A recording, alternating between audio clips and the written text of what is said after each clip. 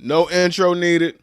We are live on YouTube. This is the Fin Out of Water Football Podcast. And you already know, Rod, I see that hat. You know what time it is. I see that brown paper bag. You know what time it You is. know what The time? Miami Dolphins have won a football game again in week 10. And not only did they win a game, they won a game against the vaunted division rival, the team that has been putting BTA on the Dolphins for 6 straight games. But the Miami Dolphins said, you know what? It won't be 7. And today, on this beautiful Sunday afternoon in Miami, Florida, the Miami Dolphins went and spanked, and I mean spanked, the Buffalo Bills. Slapped them up, man. So, Rod, how was your Sunday afternoon on this beautiful Dolphins victory day, sir?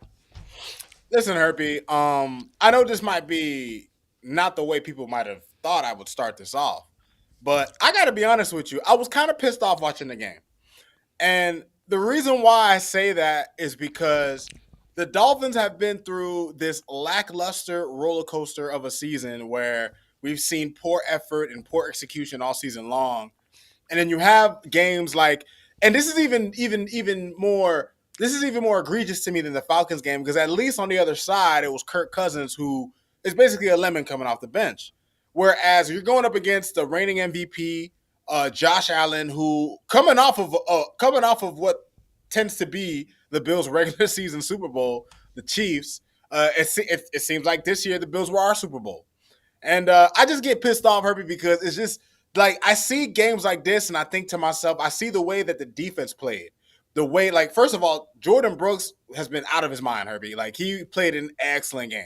The secondary, without Rasul Douglas, who's been our best corner, played great, bro. Juju Brents was excellent. When Jason Marshall had to get in the game when Brents was hurt, he played well. Like, there were a lot of promising things, Herbie. There were a lot of great takeaways from the game. And it was just a fun watch, Herbie. Like anytime the Dolphins put a beat down on any team, it's a fun watch. But for it to be the Bills, who this was a game that the Bills, I'm not gonna say they needed it because there's still plenty of football left. But considering the Patriots are trying to run away with the division and they already have one up on them, when you consider the seeding of the AFC amongst the other teams, I mean, man, we spoiled the Bills, Herbie. How lovely is that? How Nah, it seems definitely lovely, right? So, in regards to spoiling it, like we have one of our good friends, our boy John Paul. He's a Bills fan. JPS? He ain't nowhere to be found. Where you at? Where you at, JP? JPS, where you at, man? It ain't no, it You ain't got the no, bill signal in the sky, bro, we commissioner. I don't see we you on don't the see rooftop. we don't see you slamming nobody through no tables and splatting them with ketchup and mustard today, dog. Where you at, man? You very loud. You kind of quiet today. So listen, it is beautiful. It's amazing, right? And I'll go through some of the stats. You feel me? Just to give an idea, recap the game like we normally do on a win. Dolphins 30-13. Passing 289 to 173, but this is where it got real funky, man. 197 yards rushing by the Miami Dolphins compared to 87 to the Buffalo Bills. Now, if I would have came into this game and said one team had 87 yards rushing and the other team had 197, you obviously would have thought it would have been the Buffalo Bills that had 197 yards rushing, and you would have said, "Huh, I'm the Miami Dolphins got 87? I take that. I thought they were going to get 5."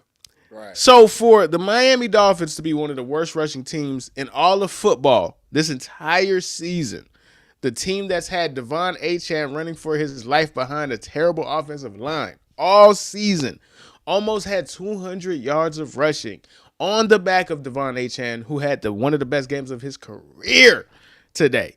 This was an incredible win. However, I do have to put a monkey in that wrench, Rod. And I'm going to ask you this question. Let me go ahead and get it out, man. Oh man! Hey! What's up, bro? Man, you What's good? corny. Do you guys think it was a good idea to beat the Bills when you should be tanking? Listen, Herbie. Listen. Put it like this, Herbie. Everybody won today.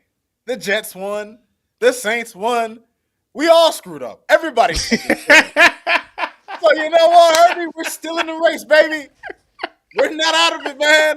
Listen, Herbie. That I'm is a good telling point. That is a good point. That that's is a the very good beauty, point. Herbie. That's the beauty of it, bro. It's the fact that the Dolphins spoiled the Bills, and we actually didn't really mess up our pick chances, Herbie. That's what makes it. That's what makes this weekend so great, Herbie. And I do want to say this, man. I got to give a shout out to the Dolphins defense for real, Herbie, because coming into this game, you know the Buffalo offense, the way they run the ball, how their receivers run after the catch, Herbie. I got to tell you, and this is I'm gonna talk about the Bills for a second. I gotta say, and I know we spoke about them taking advantage of the AFC last week because you know the AFC is up for grabs. They're a part of that too. They're a part of the AFC being up for grabs, Herbie. Because let me tell you, the fact that the Dolphins' backup corners were bottling up Buffalo's receivers all game. Listen, you can't put that game on Josh Allen. Yes, Josh Allen threw the pick in the end zone. Yes, he had the fumble that Jordan Brooks punched out. He did make some mistakes, Herbie, which happens. But he was the only reason why the Bills even had 13, Herbie. like this could have been a shutout had Josh Allen not had Superman moments. Like there was one play, it was 3rd and 16. I'm thinking, okay, we're gonna get the sack, we're gonna get the stop, and he just has a beautiful scramble drill. Ends up hitting Curtis Samuel for 21 yards on 3rd and 16. He converted a 4th and 16 later on in the game. And look, I'm not trying to glaze the Bills quarterback too much, but I just seen people online talk about Josh Allen's overrated, this and that. Nah, man. Like I think shout out to Weaver, Herbie, because Weaver put together a really good game plan. The guys executed. They were tackling better than they've really been majority of the season. Guys were flying to the ball. We were not allowing the Bills receivers to get yak yardage. Like, you know, a guy would catch the ball and we were on him, right? And we limited James Cook, who has been balling this season.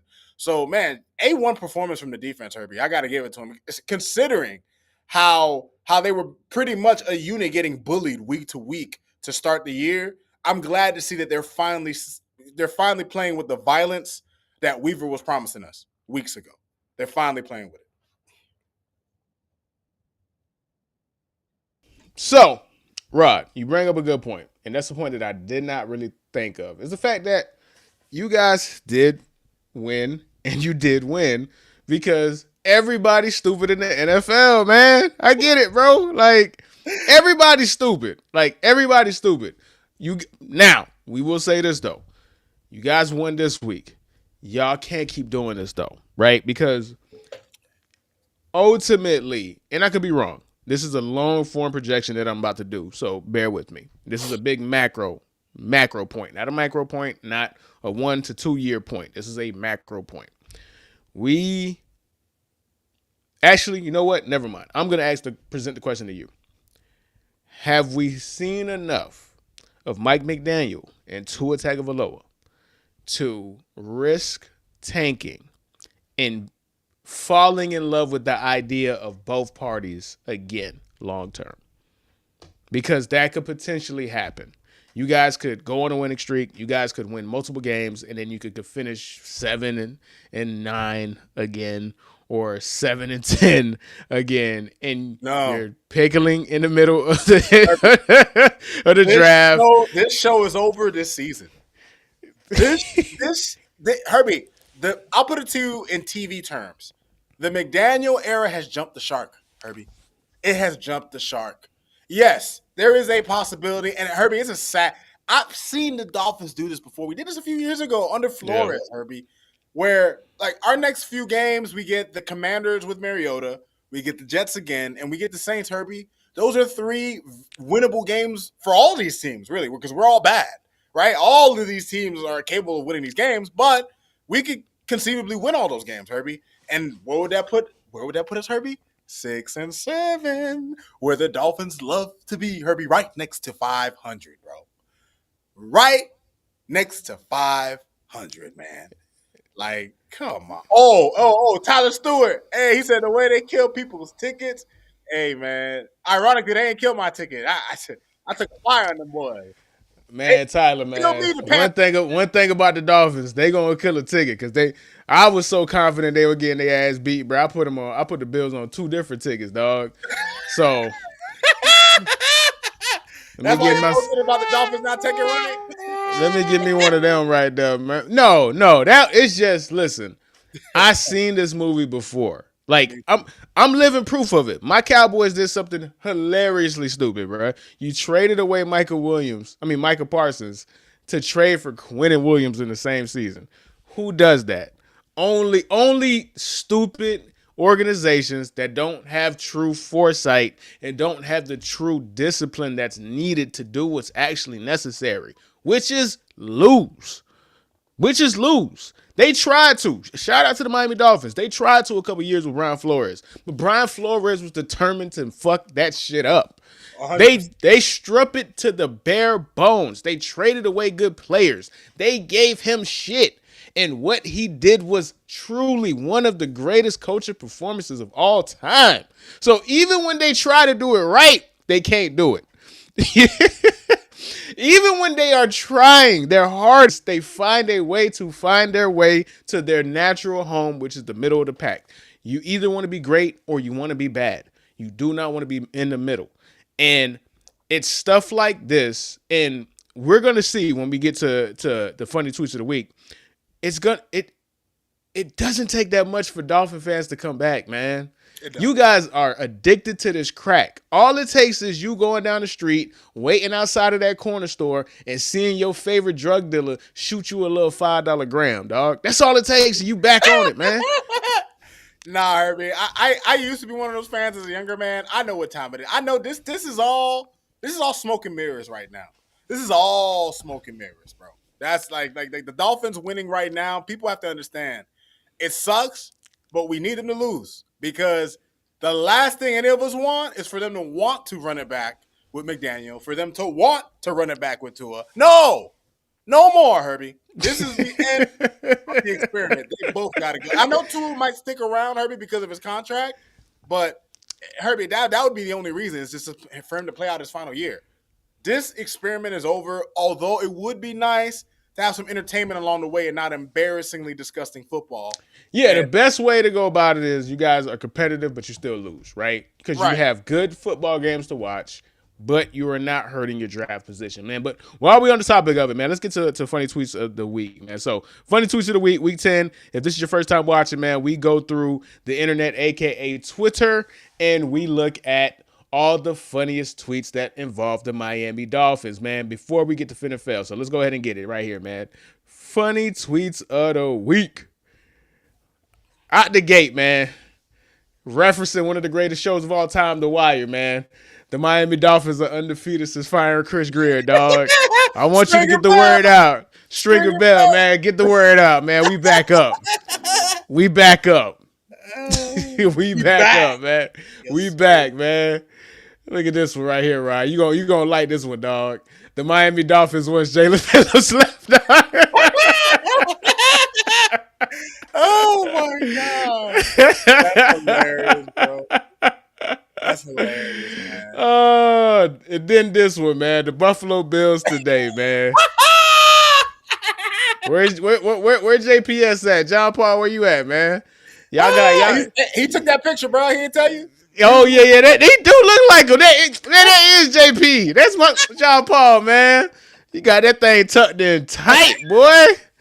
Can't nobody see that one, man. So that's just a couple. We didn't have too many, man. So, Rob, before we get out of here, switch on to the rest of the show, man. Who is your fin and fail? So guys, it's gonna be we're debuting a new topic that we're gonna go from the rest of the week, man. It's gonna be fin or fail. Rod, fin or fail, week 10. All right, Herbie. I will do my fail first, and then I'll do my fin. My fail, Herbie, and you know what? This will probably be the one and only time I do this for this segment. Both for my fin or fail is two things. For my fail, 2 was interceptions, Herbie. I got to tell y'all, when the game started and I saw Tua at the end of the first possession throw that interception, I have never been more done with this man than I was in that moment. I watched this man throw that pick, and Herbie, I almost flipped the table in front of me like, yo, get this guy off my Get this guy off my freaking team, dog. That's how he had me feeling after the first position. Now he bounced back nicely, which brings me to my primary fail, Herbie, to a second interception. Herbie, this guy has this horrible habit of, you know what? Tyreek Hill isn't here anymore. Hey, Waddle's down there somewhere, and it worked for the touchdown because Waddle was actually open. But Tua has this awful habit, Herbie, of looking off defenders who know that he's trying to do that, and then he just chucks the ball up. And it's just like, Tua, you got to make sure that this works. Like, you can't just throw the ball up because you're just hoping that Waddle's going to go up and grab it like he's Megatron. No. Make sure he's open like on the touchdown, which was a dime. But Herbie, my failed moment of the Dolphins this week was Tua's interceptions. Now, the theme of this segment, Fin or Fail, will be turnovers this week because since I gave y'all 2 fails, I'm going to give you 2 fins. And my fin moments are, number 1, the Allen fumble. Woo! Man, listen, when Jordan Brooks punched that fumble, first of all, I was pissed off because the Bills converted. Josh Allen muscled his way with offensive linemen, and they were getting extra yardage when they were really only trying to get like 1 yard. And then it happened. Jordan Brooks comes from behind, punches the ball out. I forget who scoops it up, but it ends up being one of the many Buffalo Bills turnovers. I actually jumped for joy. And then the final Fins moments were the Achane touchdowns. Like, you want to talk about icing a game, bro, just handing the ball off to your running back and letting him finish it, especially after you're watching your quarterback beat Gunslinger Tua. Herbie, I couldn't ask for a better Fin moment than Achane just icing the game twice, really. That's it. Fin or fail, baby. Man, Fin or Fail. So that is going to be our first edition of Fin or Fail, which is very similar to what went right, what went wrong, and what the fuck. But it sounds a lot better, and it's a lot more efficient, so I like it. I was like, this kind of seems familiar. But you know what? I like it. It goes with the theme of the show, man, so we're going to go ahead and rock with that, man. So another thing that we're introducing to this week, and this is going to be the first time that we're doing it, man. So we have a new segment called Flag on the Take. And the first one I want to do, our first official one, is going to be a great one because it's something that is very important for a larger discussion when it comes to football in general, and how football has evolved in a lot of ways for the better, right? But in that same token, football has evolved to the point where people have come so stringent on how they view things when it comes to value, analytics, what drives offense, yada, yada, yada, right? And the reason why I'm saying that, not to be too long-winded, is there's a discussion going on, and it is an obvious discussion that needs to go on, but everybody, except for people who obviously know what's right, are trying to rob Johnathan Taylor from what he rightfully deserves, which is the MVP. There was a point in time where other people that did not play quarterback, that did not put their hand behind the center and say hike, could win the MVP. That time used to exist, guys. You could be a non-quarterback and win the MVP. So my flag on the take is Johnathan Taylor is the MVP. He's the MVP of the league. It's obvious at this point, right? What happened is with advanced analytics and stuff like that, and the nerds having more of a voice coming into football, is that they change things to the point where they only look at what the stat sheet is telling them, their spreadsheet is telling them, their algorithm is telling them, what the numbers are pointing back at them. And that's how we get to the point where only quarterbacks can win MVP. EPA, success rate, yada, yada, yada, PFF, blah, blah, blah, blah, blah, blah. What quarterback deserves the MVP this year over Johnathan Taylor? Who do you got, Rod? What quarterback? What quarterback? I mean, Herbie, I'm not even going to say what player. Like, what quarterback? Who's the quarterback that deserves this over Johnathan Taylor this year? Well, here's the irony, Herbie. The best quarterbacks that come to mind to me, the guys who have played this year, are guys who haven't been better than him. Like, Drake May is having a really good season. Sam Darnold's having a great season. There's a even hell, Daniel Jones is having a damn good season, but we know that he's a beneficiary of Jonathan Taylor. So Herbie, even the quarterbacks who are having pretty damn good seasons, Matthew Stafford, the guys who have been really good this season, Herbie, they haven't been better than the best player in the league, which is Jonathan Taylor. They just haven't. They just haven't, bro. They're gonna try to give him saying, "Hey, he can get Offensive Player of the Year." That's a token award, right? We've seen that happen to Saquon Barkley last year. Saquon Barkley had a historic season by all accounts. He was an MVP. They won the Super Bowl. Who didn't like the best player on the best team last year? The team that won the Super Bowl, the driving force, the best player in the playoffs, the driving force of that team in the playoffs. He couldn't even win a Super Bowl. I mean, he couldn't win MVP. They gave it to Josh Allen. Josh Allen balled out. Josh Allen had a legitimate argument. This year, the current favorite right now is Drake May. Drake May wasn't even good today. He was okay. He had moments, but the longest play of his career was a 10-yard pass that went 60 yards. The wide receiver did all the work. Travion Henderson had 2 50-plus touchdowns today. They didn't win because of Drake May today. And now he's the favorite. Matthew Stafford is not even leading his division, and he's second in MVP odds right now. And then you have Patrick Mahomes, who just lost to the Bills. He's third. And then you have Jonathan Taylor, who's fourth in MVP odds. He's on pace to have a better season than Adrian Peterson did when Adrian Peterson won the MVP in 2012. Crazy. He already has 17 total touchdowns. He's on pace for 29. We haven't had a running back season like this since the early 2000s. It's like some LT shit, bro. This is LT Priest Holmes. Guess what? They won MVP. 2006, who was the league MVP? Oh, I know, LaDainian Tomlinson, because there was a time where you could win MVP if you were not a quarterback. That time existed. Let me ask you, was Sean Alexander an MVP too? Didn't he win an MVP? Yeah, he won MVP too. Yeah. Oh, yeah. Like, shout out to the homie Tyler. You hit, none. You know JT is MVP. You know what time it is, man.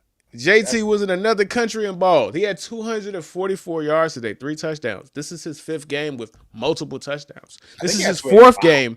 Better. No, total from scrimmage. I'm talking about rushing. He had 285 yards from scrimmage. He had 244 yards from rushing. He had 32 attempts. Don't talk to me about no goddamn Daniel Jones. Hey, get out of here, man. Right. Y'all know who is the person who's the driving force of what is considered the best offense that we've had in decades. This is one of the greatest offenses ever. They have scored at 30 points in almost every single game that they've played. Who's the driving force behind that? How can it be anybody else than Jonathan Taylor? Like, your argument is look at what the team is with the competent quarterback. So that means that Jonathan Taylor obviously is not the most valuable player on the team. What sense does that make? Maybe Anthony Richardson is just the worst quarterback to ever play in the NFL. How about that? Y'all ever consider that? Like, he had such a negative impact that he compressed the potential of the team. It reminds me of the Titans when they had Derrick Henry. Like, people remember Derrick Henry wasn't really as big a name until Tannehill got there, right? Right. Tannehill left the Dolphins. He was a backup, considered a backup. He was a retread. And I think sometimes, Herbie, people forget that football, like, we are caught up in this matrix now where we're caught up in this matrix now to where it's all about the quarterback. If your quarterback isn't great, you're not doing anything. But the reality of it is, Herbie, there's more than one way to win in football because you have 53-man rosters. You have 22 starters. And sometimes you don't need the quarterback to be the bus driver. You just need him to be an excellent co-pilot, right? And Ryan Tannehill for those Titans teams, while Derrick Henry was the driving force, he was the bus driver, Ryan Tannehill was riding shotgun. You know what I'm saying? And sometimes you need that from a quarterback. And Jonathan Taylor finally is getting something close to that. And nobody would ever put Ryan Tannehill in MVP conversations like they're trying to do with Daniel Jones. Like, we've gotten to the point where we have gotten so far away from just what's obviously right to the point where because he's not a running back and because Daniel Jones is a quarterback, Daniel Jones deserves to be in the conversation for being a complementary piece. Not saying Daniel Jones hasn't balled, not saying Daniel Jones hasn't had his moments, but we all know why Daniel Jones looks like a functional quarterback for the first time in his entire career. It's because of the situation, because so much attention is devoted to Johnathan Taylor. And Tyler, I do have to do Anthony Richardson like that. I'm sorry. If Daniel Jones can look like a all-pro caliber player at minimum or a Pro Bowler in the same situation with the same team, with the same receivers, with the same coaching staff, dog. This man said he got. Hey, man, that boy his third week. Hey, listen, man, he definitely got to be Illuminati, man. He on some Freemason-ish, man. If y'all see that man walking with one of them hooded things and out here splashing water or something, dog, just know what he on. But no, man, I don't want to. We still got a bunch of show to do, but I'll leave it on this point. If Drake May is the favorite for the MVP, then it's obvious that the quarterbacks are not good enough this year to win MVP. Like, it's just obvious. It's just obvious. Drake May has been fantastic this year. He has not been better than Johnathan Taylor. None of these dudes have been better than Johnathan Taylor. None. Like, Matthew Stafford cannot be the MVP if he's not even going to win his own division. How? What sense does that even make? The thing last year too, Herbie, Saquon was incredible, but Lamar and Josh Allen were also having incredible seasons at quarterback. Not only did they were incredible, that's the difference. Saquon was going against two people who had two of the greatest quarterback seasons of all time. Yep. Lamar Jackson couldn't win MVP even though he threw 45 touchdowns or 42 touchdowns. 41 touchdowns, 41 to 4 picks, and 3 of those picks were tipped. Lamar Jackson had arguably the greatest advanced statistical game season that we've had. He had a peak Aaron Rodgers season, and he couldn't win MVP. That makes sense. Right. Drake May and Matthew Stafford and Sam Darnold and Baker Mayfield, no. Not over JT, bro. Not over Johnathan Taylor, guys. We can't do this, man. If that man breaks 20 touchdowns this season, he already has 17. If he breaks 20 touchdowns, he might get 30. If he breaks 20 touchdowns and y'all find a way to give it to anybody else, I'm rioting. Like, we have to stop this. You guys the quarterbacks already make the most money. They already have the most protection. They already have the most leverage. They already have the most bargaining power. They have everything, dog. Like, let other players have something too, man. Especially players who are clearly better than the crop of quarterbacks are going to pick to win the award. Come on. Jesus Christ, man. All right. All right. Definitely. All right, next topic. So, we're going to do something real quick because normally when we do this, because this is another new topic that we're introducing a whole bunch of new topics today or new segments today. Normally, we would focus more on the player, but in this instance, this conversation or who we're going to highlight is going to lead me to another conversation about what I really want to talk about. Hands up, baby. Yes, sir. You already know, man. We already got the homies. Matter of fact, I'm tripping, bro. I'm wilding. We 30 minutes into it, man. I ain't even get no air horns for the chat, man. My apologies to Hammer. My apologies to you, my dog Tyler, man. So, we got a new segment, man. It is That Boy Ballin', man. So, That Boy Ballin', we're going to go ahead and highlight a player who just had a phenomenal game.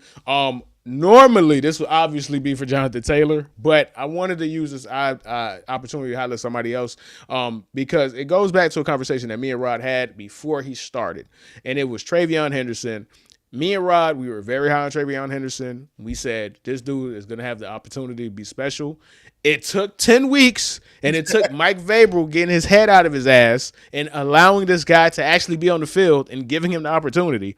But he showed you what he's capable of. He had 2, not 1, but 2 touchdown runs of 50 yards today.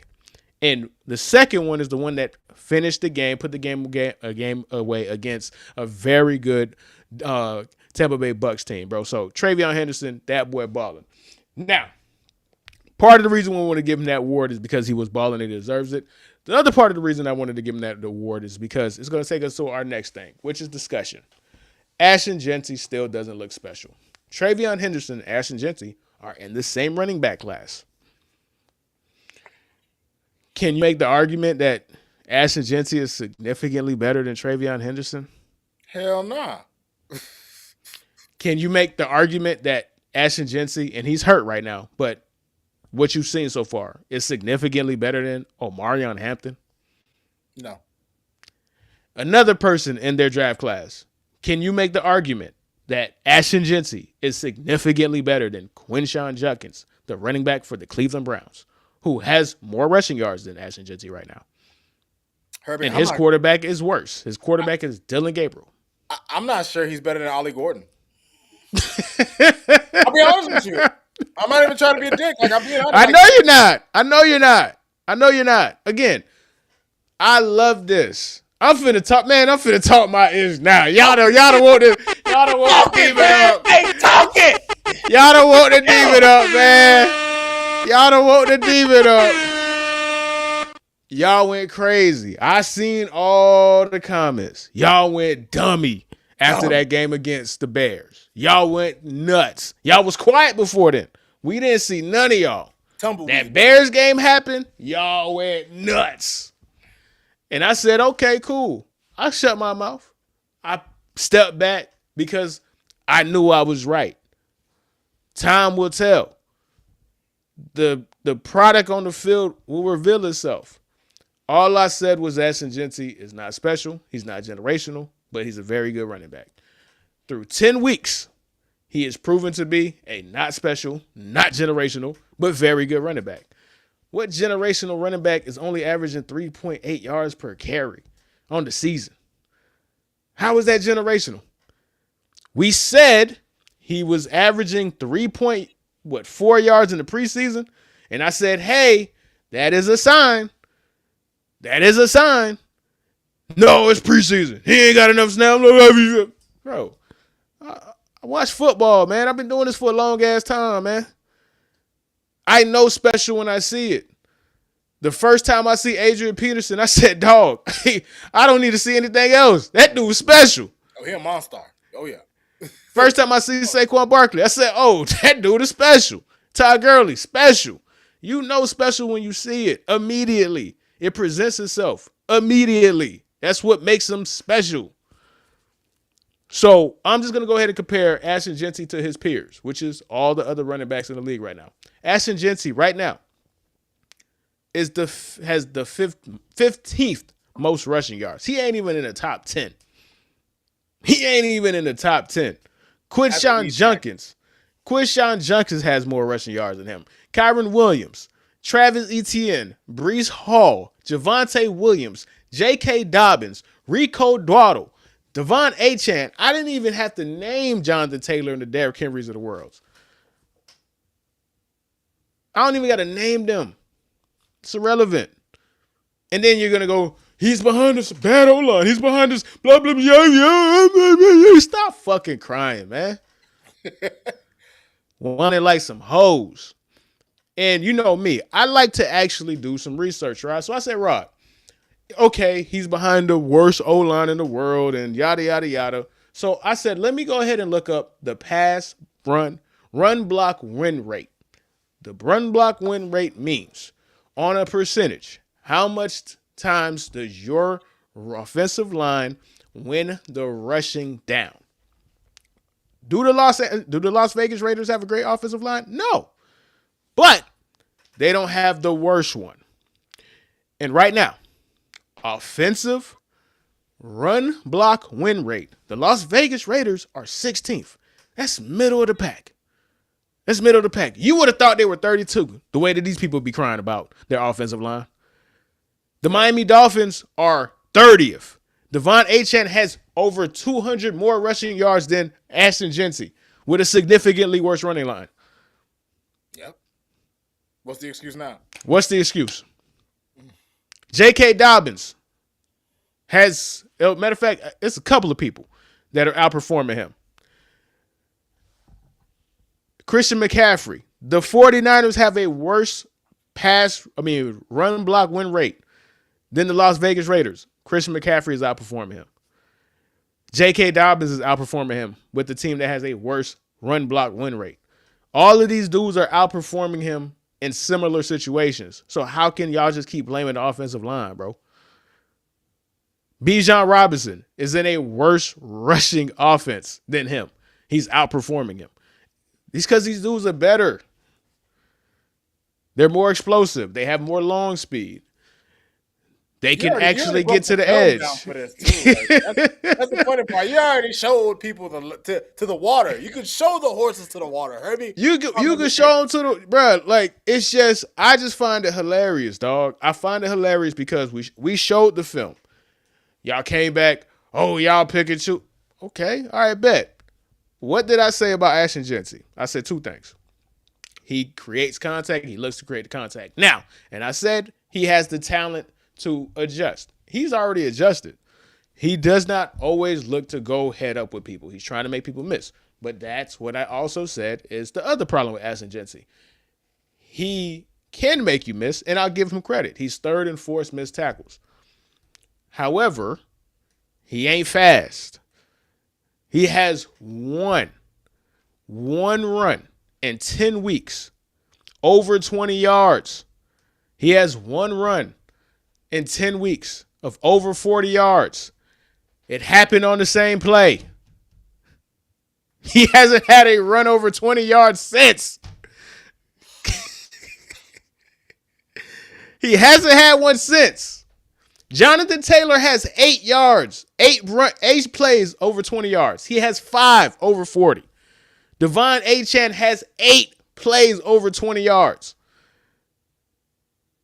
Javonte Williams has 5. Javonte Williams has 5 rushes over 20 yards. Javonte Williams? On the Cowboys? On the Cowboys? Like, look at this. Look at this. Look at this. Devon Achane, 8. J.K. Dobbins has 5. Javonte Williams has 4. My bad. Derrick Henry has 5. Bijan Robinson has 3. Breece Hall has 7 runs over 20 yards, man. Ashton just got 1. But it's the O-line. But it's the O-line. But it's the O-line. It's the O-line. It's the O-line. It's Geno's fault. It's Geno's fault. And it's Geno's fault. Like, Quinshon Judkins isn't playing with Dylan Gabriel. Quinshon Judkins has 4. As if Devon Achane isn't playing with the league leader with interceptions. So, listen, man, like, Johnathan Taylor has double the rushing yards. Actually, more than double the rushing yards of Ashton Jeanty right now. Ashton Jeanty has 547. Johnathan Taylor has 1,100. They both played the same amount of games, man. Hey, James Cook has 920. Rico Dowdle has freaking 783, and he wasn't even the starting heading into the season. He didn't even start. Jabba Hubbard started. Yep. So, listen, I went back and I said, you know what? They been real quiet, man. It's a lot of y'all been real quiet. Where y'all at, man? Where y'all at, man? You feel me? Where are you guys? Y'all are real quiet. And again, I don't even blame y'all. I blame the media for hyping up Ashton Jeanty for something and making him out to be something that he never was, which is a generational running back. And because you guys are so good at believing hype and you guys want to believe hype, you will defend hype. No matter what facts, no matter what is presented to argue against it, you get offended, dog. Y'all got offended like y'all know this nigga. Real talk. Like, it was eerie. It was like, whoa. Y'all got offended like he is a part of y'all family, immediate family. Not like your third cousin on your mama's side that you seeing at the family reunion. Like, this is somebody y'all grew up with. Like, y'all went to the same high school. Y'all like y'all mama bathed y'all together. That's how y'all came at me for daring to only say that he was not special or generational and that he was just simply very good. But, you know, man, Hey, listen, all you can do is watch the cookie crumble. That's it. Listen, this is not going to be a Trevor Lawrence situation. I don't hate Ashton Jeanty like I hate Trevor Lawrence. If Ashton Jeanty turns it around and has a MVP season, I will be the first person to say, hey, I was wrong. I want him as a fellow Zoe, as a fellow Haitian to succeed and have the best kind of career he possibly can. But you can't be getting outperformed by freaking Brees Hall, man. Come on, dog. No disrespect to Brees Hall. Brees Hall was not a 6th overall pick. J.K. Dobbins was not a 6th overall pick. Devon Achane was not a 6th overall pick. Like, Travis Etienne was not a 6th overall pick. Yep. Quishon Johnson in your own draft class was drafted in the 3rd round the same year as you, and he's outperforming you in a similarly bad situation. Yep. If you are special and generational, Quinshon Judkins wouldn't even be in the same conversation with you. Simple as Like, that. stop it. Stop it, man. Stop it, man. Stop it, man. All right, Rod, let's go ahead and get on with the show. And damn, this shit kind of going quick. We only got 2 segments left, dog. Let's go. All right, man. So, Rod, man, you got your Week 10 recap, man. Red Zone's observation, man. So, if it's your first time watching, Rod has his Red Zone observation, which is the things that he found most interesting while watching Red Zone. So, Rod, take it away, my brother. All right, so today's Red Zone watch, I spent most of my time watching the Dolphins game today because obviously watching the Dolphins put a beat down on any division rival is a treat. But I do have some thoughts for y'all. First being, the highs and lows of the NFL are staggering at times. Watching the Commanders and thinking how much hope they had coming into the season. And it's funny, Herbie, because we came into the season, we were very high on Jaden Daniels. He was our number 5 quarterback coming in, deservedly so. I'm not taking that back. He was one of the 5 best quarterbacks last season. And I'm sure Washington fans coming into the year were hyped up. I mean, your team is coming off of an NFC championship run. And listen, you probably weren't expecting to go right back there, right? Because we know football isn't always so forgiving in that sense. But damn, man, like for them to be in a position now to where they're just hanging on for dear life, they have their backup in, Mariota, trying to hold on to the ship. And even when Jaden Daniels was playing, he wasn't playing to the level that he played last season, although he was still playing well. It's just crazy, just the highs and lows from season to season of the NFL. It never ceases to amaze me. Number 2, the Colts have gotten some love, but Seattle's dominance needs to be studied. Listen, the Hawks gave it to the Cardinals today, and they've been giving it to teams all season long, right? And I got to tell you, if you would have told me that the Seattle Seahawks would acquire Sam Darnold and would be arguably Super Bowl favorites in the NFC, I would have called you crazy. I would have told you don't stop taking your meds. I would have told you if you're not on meds to go on them. Like I would have told you a numerous amount of things.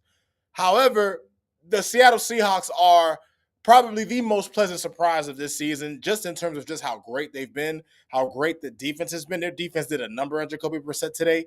Sam Darnold has continued to show that he is the prototypical late bloomer. Like, he's like, we haven't really seen someone like him since the days of Rich Gannon, right? So shout out to the Seattle Seahawks.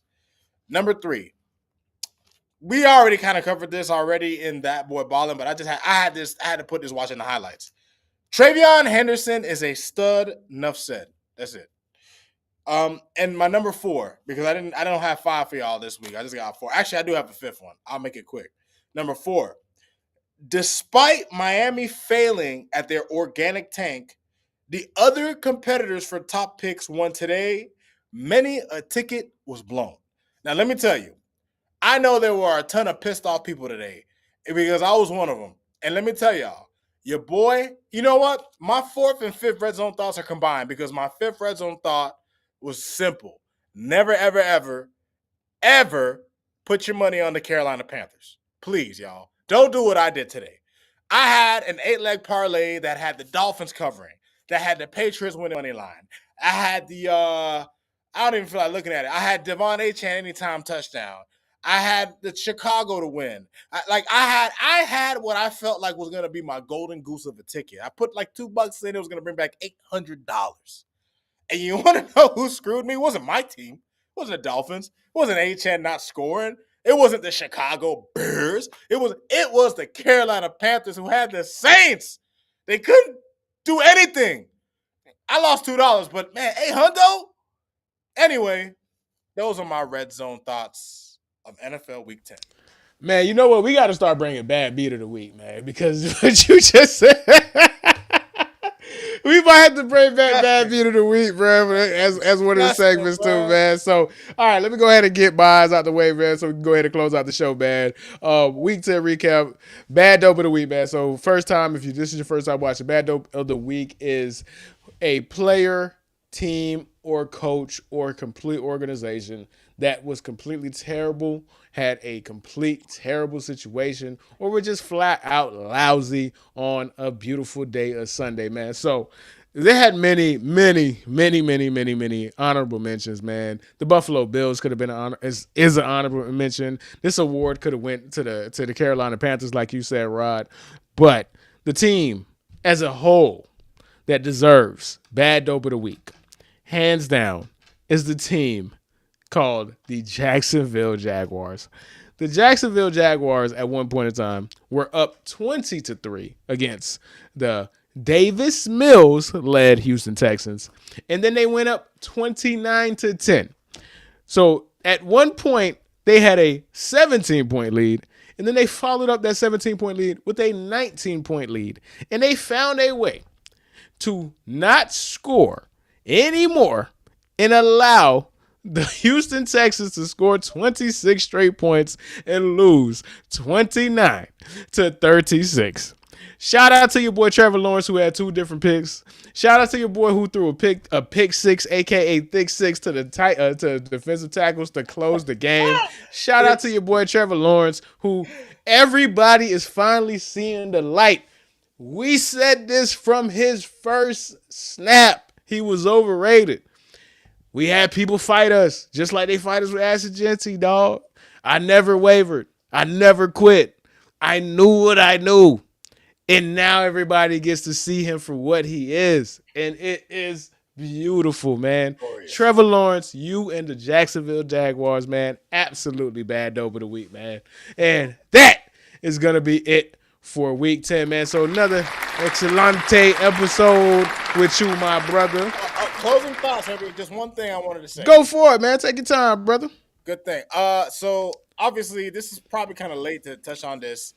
Go ahead. Marshawn Nealon, the Cowboys defensive end. Yes. I completely forgot about that. My bad. Yeah. You go ahead, Herbie. We didn't have to go long on it. I don't have anything big. I just wanted to.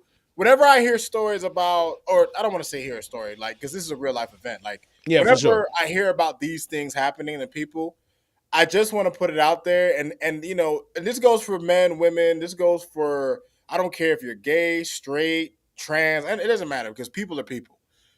Whenever you're feeling everybody needs to do one of two things. You need to either be willing to go to therapy, and I'm not even someone who's big on therapy. Like, I've tried it. Yeah.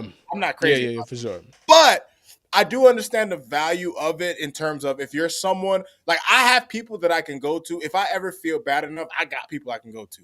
So I just want people to know out there, especially for the men, because men, we're horrible at this. Like, we internalize everything.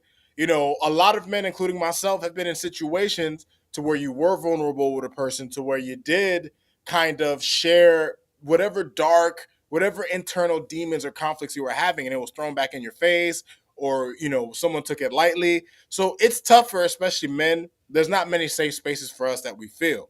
But I just implore everyone, like, if you don't have that person that you really can confide in when you're feeling at your worst, take a look at therapy, because sometimes just getting it off your chest is enough to get your mind right?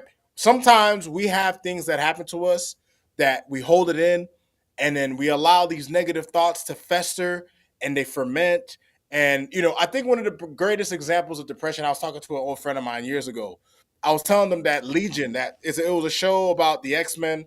Come on FX. It was about Xavier's son, and he had the Shadow King, who was like a parasite in his mind. And I often compare depression to that. It's like it's a parasite that gets in your head that just feeds off of all your negative thoughts. And the more you keep feeding it, the worse it gets. And it's easy to feed it to the point to where I tell people all the time, like, I don't do negative self-talk. Like I don't even joke about me being like, I won't be like, damn, I'm so stupid. I used to do shit like that. I don't even do that. I take it that seriously because the thing is, when it comes to your mind, we are the ones who cultivate and we mold it. No one else can really do it for you. Yeah, for sure. You know what I mean? So, I don't know exactly what Marshawn was going through. It's such a shame considering the fact that the guy was coming off of scoring a touchdown, right? Like that is, especially for a defensive player, that's a hallmark of anybody's NFL career, right? And for him and his family to not be able to really, like, for them to be just left in the dust, not really understanding what they could have done. I think that's a horrible place. That's a horrible thing to happen, man. And he was such a young guy. He was only 24 years old. Yeah, 24. Yeah, which is the crazy part. So, You and know? this is where it gets. This is one of the hardest conversations to have in any aspect, right? Because one, when something like this happens, you're left to speculation, Right. and then people are going to project what they think or why they think he did what he did, right? Right. But a lot of people say he lost his mother and whatnot. I have no idea.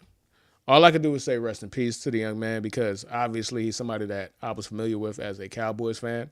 So I'm closer to the situation than most. But that's just as a fan. I have a parasocial relationship with Marshawn. I didn't know him. You feel me? He was a young player on a team that I root for. That's the extent of our relationship. But because sports is so intertwined with our feelings, our emotions, that we have these parasocial conversations, these parasocial emotions with people that you don't know. You build a connection with these guys. You see that emotion. And he's one of us. He's my guy, right? But at the same time, it's always tricky having these conversations because as men, specifically black men, or men of color, men of a specific culture, we are taught by other men. We always say we're taught.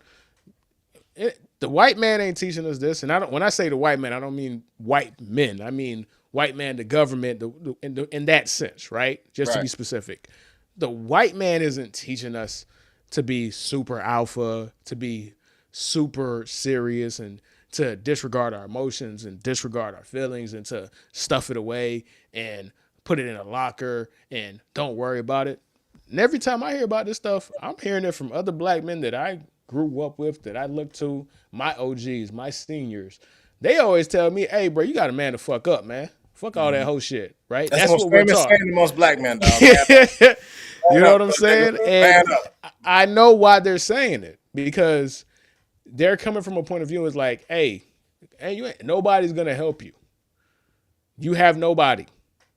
You only have yourself to figure it out. And there's a generation of men and that teaches a generation of men, that teaches a generation of men, that teaches a generation of men, that same saying.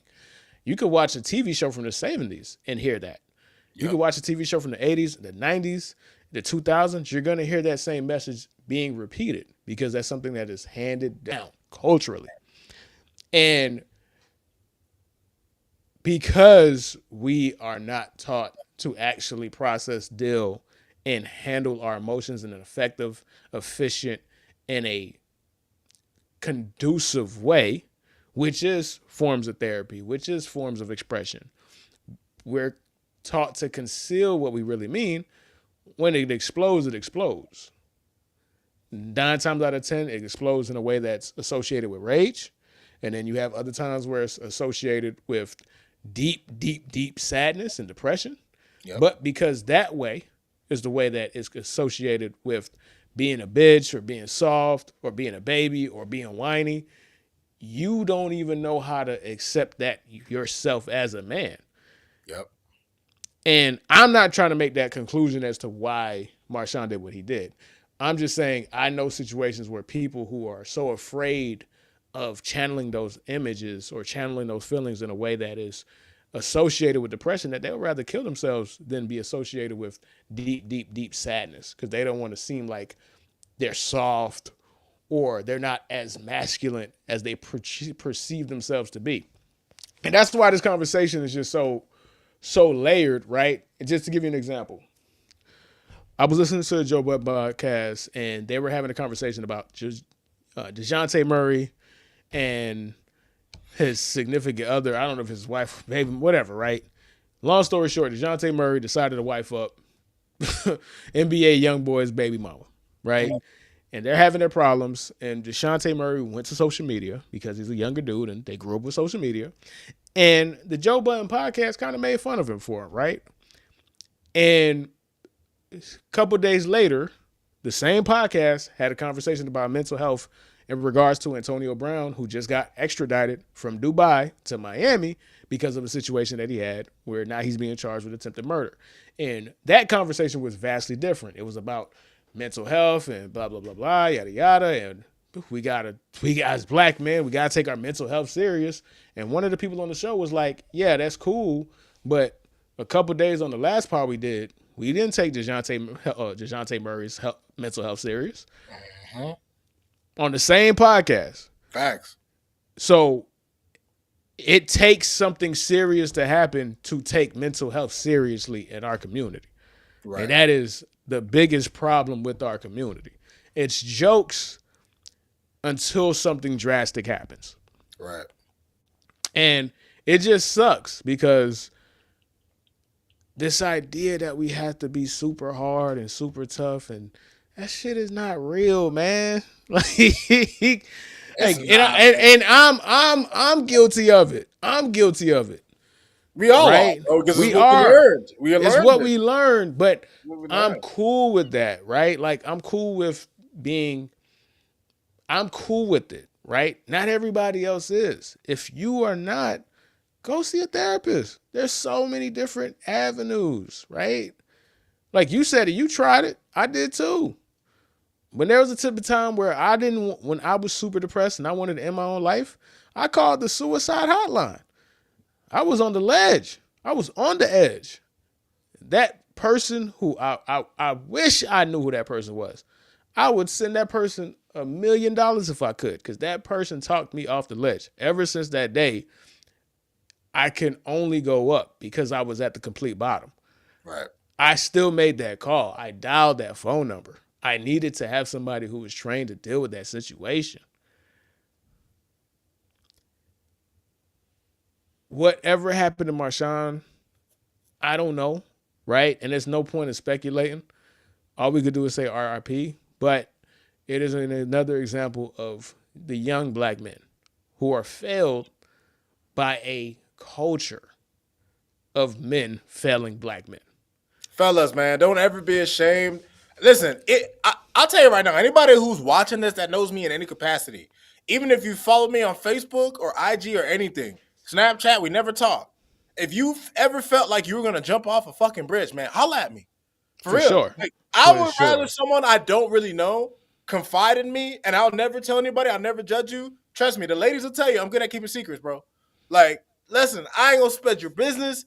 If you need somebody to talk to, whether you got to talk to me, with you, the only person I wouldn't employ, the only thing I wouldn't employ, don't talk to AI, because I've read some weird things about AI psychology. Yeah, that's the biggest. That's one of the biggest things right now, because, and again, that's another thing. This generation has no real concept of a world without the internet. The internet, and I know I make jokes about the bots, and that's legitimately real. It's a thing called the 80% rule, or the dead internet. Dead internet theory. Yep. The dead internet theory. Yep. 80% of the interactions that you're having on the internet are with bots, are with literally bots. These are not real people. If you see somebody say something ridiculous, click on that person's page. I bet they have like 200 friends and they have like 2 pictures. It's a bot. It's some Indian dude that has 100 different iPhones and he's replying to all kinds of crap all day. Yep. Phone farms. Like, they're phone farms. Like, yeah. And it's so effective because it speaks to our natural instinct to argue, to be combative, to want to fight, because that's naturally what we want to do. Right. But the adverse aspect of that is people don't have the perspective to understand that's just the internet. When I go outside and I have real conversations with people, None of this shit is on the internet. None of that internet shit is real. This is the But Matrix, bro. People this just is gotta the Matrix. understand. But the kids grew up with the internet. This is their real life. This negativity that's permeating all throughout the internet is magnifying things and making things worse. 100%. Because if all you see is the worst on the internet and all you know is the internet, then all you think is the worst. Right. So that's a bigger conversation that way above my pay grade, 100%. Right. Shout out to True Blazer, man. This is real Shout out talk. to you, True. That's all we can do is real talk, man. So so obviously again, man, RIP to Marshawn, man. RIP, brother, man. Rest in power. True, we love you. Everybody that was in the chat today, man, we love y'all. Thank y'all, man. Even to we the appreciate JPS, y'all, you man. show up because you love picking me when I'm down with the Dolphins, but it's all love. It's all love. It's all love. And again, we'll see y'all next week, man, for the Week 11 recap, man. Deuces. Love y'all.